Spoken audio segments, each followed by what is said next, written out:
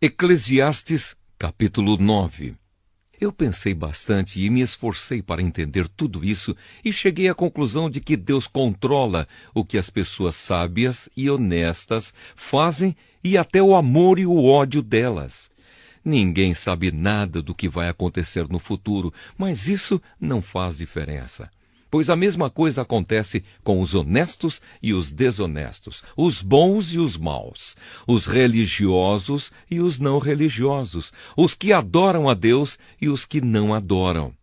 A mesma coisa acontece com quem é bom e com quem é pecador, com a pessoa que faz juramentos e com a que não faz.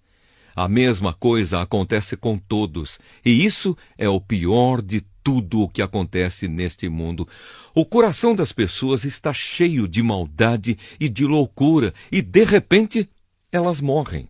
Mas enquanto se vive neste mundo, existe alguma esperança, porque é melhor ser um cão vivo do que um leão morto.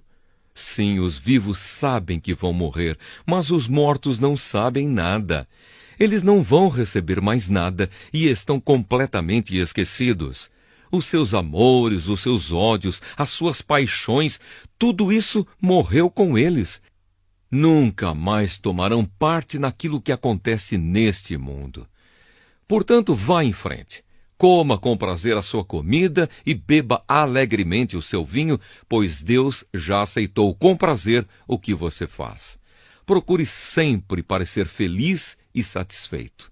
Enquanto você viver neste mundo de ilusões, aproveite a vida com a mulher que você ama, pois isso é tudo o que você vai receber pelos seus trabalhos nesta vida dura que Deus lhe deu.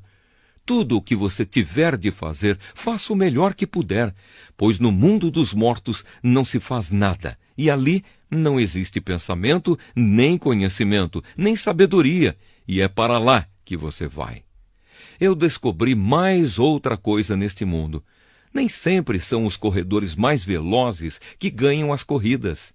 Nem sempre são os soldados mais valentes que ganham as batalhas.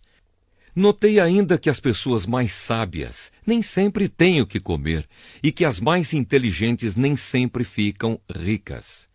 Notei também que as pessoas mais capazes nem sempre alcançam altas posições. Tudo depende da sorte e da ocasião, pois ninguém sabe quando a hora da desgraça vai chegar. Como aves que caem de repente na armadilha, ou como peixes apanhados na rede, nós também poderemos cair na desgraça quando menos esperamos. Pensamentos sobre a sabedoria. Há mais uma coisa que eu vi e que é um bom exemplo de como neste mundo não se dá valor à sabedoria. Havia uma pequena cidade onde morava pouca gente. Com o seu exército, um rei poderoso atacou a cidade, construiu rampas de ataque em redor dela e se preparou para derrubar as suas muralhas. Morava ali um homem que era pobre, mas muito inteligente. Era tão inteligente que poderia ter salvado a cidade. Acontece que ninguém lembrou dele. Eu sempre achei que a sabedoria é melhor do que a força, mas ninguém acredita que uma pessoa pobre pode ser sábia e ninguém presta atenção no que ela diz. É melhor ouvir as palavras calmas de uma pessoa sábia do que os gritos de um líder numa reunião de tolos. A sabedoria vale mais do que armas de guerra, mas uma decisão errada pode estragar os melhores planos. Ester, capítulo 2. Ester é feita rainha. Mais tarde, a rainha do rei já havia passado, mas mesmo assim ele continuava a pensar no que Vasti havia feito e no decreto que ele havia assinado contra ela. Aí alguns dos seus servidores mais íntimos lhe disseram: Ó rei, mande buscar as mais lindas virgens do reino, escolha funcionários em todas as províncias e ordene que tragam as moças mais bonitas para o seu harém, aqui em Suzã, a capital. Hegai, o eunuco responsável pelo harém real, tomará conta delas e fará com que recebam um tratamento de beleza. E então, ó rei, que a moça que mais lhe agradar seja rainha no lugar de Vasti. O rei gostou da ideia e fez o que lhe sugeriram. Em Susã morava um judeu chamado Mordecai, filho de Jair e descendente de Simei e de Quis, da tribo de Benjamim. Quando o rei Nabucodonosor da Babilônia levou de Jerusalém como prisioneiro o rei Joaquim de Judá, Mordecai estava entre os prisioneiros que foram levados com Joaquim. Mordecai levou consigo a sua prima Hadassa, isto é, Ester, uma moça bonita e formosa. Os pais dela tinham morrido, e Mordecai havia adotado a menina e a tinha criado como se ela fosse sua filha. Quando o rei mandou anunciar a ordem, muitas moças foram levadas para Susã, a capital, e entregues aos cuidados de Hegai, o chefe do harém do palácio. Uma dessas moças era Ester. Hegai gostou dela e ela conquistou a simpatia dele. E imediatamente ele começou a providenciar para ela o tratamento de beleza e a comida especial. Arranjou 7 das melhores empregadas do palácio para cuidarem dela e colocou Ester e as empregadas nos melhores quartos do harém. Ester fez conforme Mordecai tinha mandado e não disse nada a ninguém a respeito da sua raça e dos seus parentes. Todos os dias Mordecai passeava em frente do pátio do harém para saber como Ester estava passando e o que ia acontecer com ela. O tratamento de beleza das moças durava 1 ano. Durante 6 meses eram usados perfumes de mirra e, no resto do ano, outros perfumes e produtos de beleza. Terminado o tratamento, cada moça era levada ao rei Xerxes. Quando chegava a sua vez de ir do harém até o palácio, cada moça tinha o direito de levar tudo o que quisesse. À tarde, ela ia ao palácio e na manhã seguinte ia para outro harém e era entregue aos cuidados de Saasgás, o eunuco responsável pelas concubinas do rei. Ela não voltava a se encontrar com o rei, a não ser que ele gostasse dela e mandasse chamá-la pelo nome. Chegou a vez de Ester, filha de Abiail e prima de Mordecai, a moça que Mordecai tinha criado, a moça que conquistava a simpatia de todos os que a conheciam. Quando chegou a sua vez de se encontrar com o rei, ela levou somente aquilo que Hegai, o eunuco responsável pelo harém, havia recomendado. Ester foi levada ao palácio para apresentar-se ao rei Xerxes, no mês de Tebete, o 10º mês do 7º ano do seu reinado. Ele gostou dela mais do que de qualquer outra moça, e ela conquistou a simpatia e a admiração dele, como nenhuma outra moça havia feito.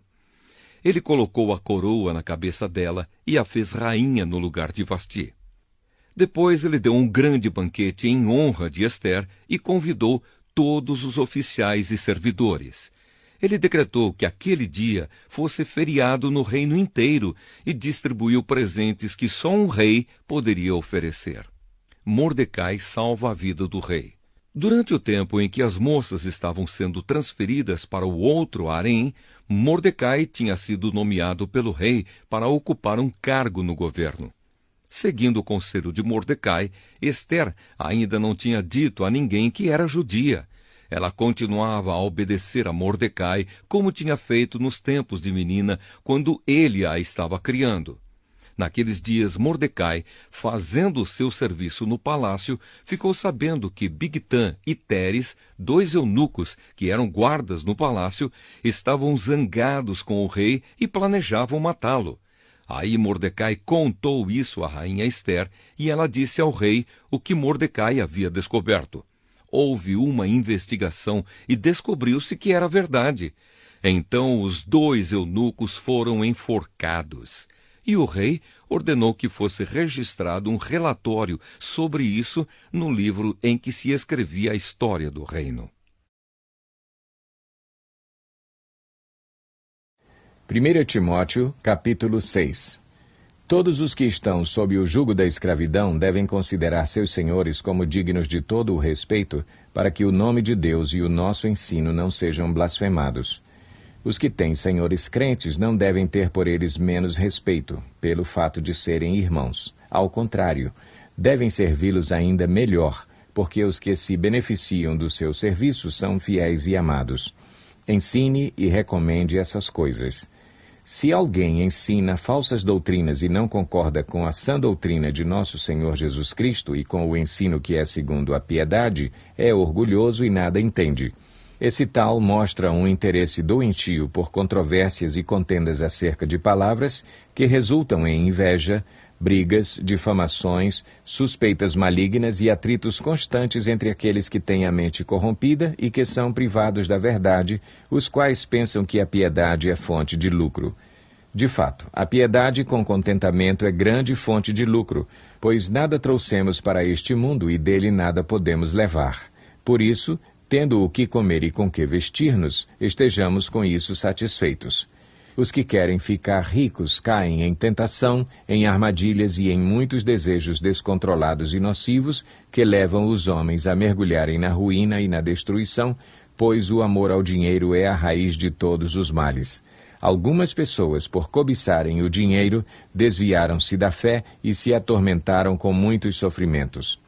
Você, porém, homem de Deus, fuja de tudo isso e busque a justiça, a piedade, a fé, o amor, a perseverança e a mansidão. Combata o bom combate da fé. Tome posse da vida eterna para a qual você foi chamado e fez a boa confissão na presença de muitas testemunhas. Diante de Deus, que a tudo dá vida, e de Cristo Jesus, que diante de Pôncio Pilatos fez a boa confissão, eu lhe recomendo: guarde este mandamento imaculado e irrepreensível até a manifestação de nosso Senhor Jesus Cristo, a qual Deus fará se cumprir no seu devido tempo.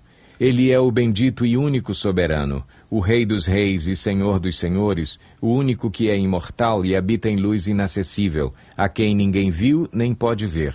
A ele sejam honra e poder para sempre. Amém. Ordene aos que são ricos no presente mundo que não sejam arrogantes, nem ponham sua esperança na incerteza da riqueza, mas em Deus, que de tudo nos provê ricamente para a nossa satisfação. Ordene-lhes que pratiquem o bem, sejam ricos em boas obras, generosos e prontos a repartir.